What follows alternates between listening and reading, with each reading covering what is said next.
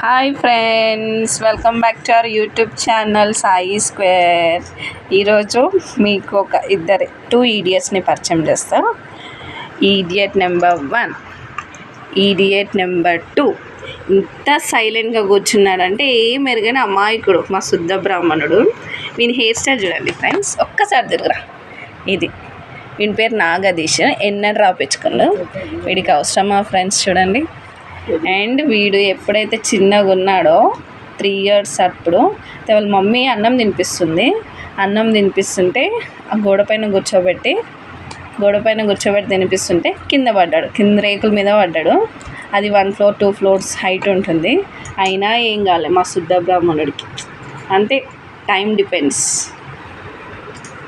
మా వాడి కోతి శాస్త్రాలు మీకు నచ్చినట్టయితే లైక్ షేర్ సబ్స్క్రైబ్ పక్కనే గంట కొట్టండి ప్లీజ్.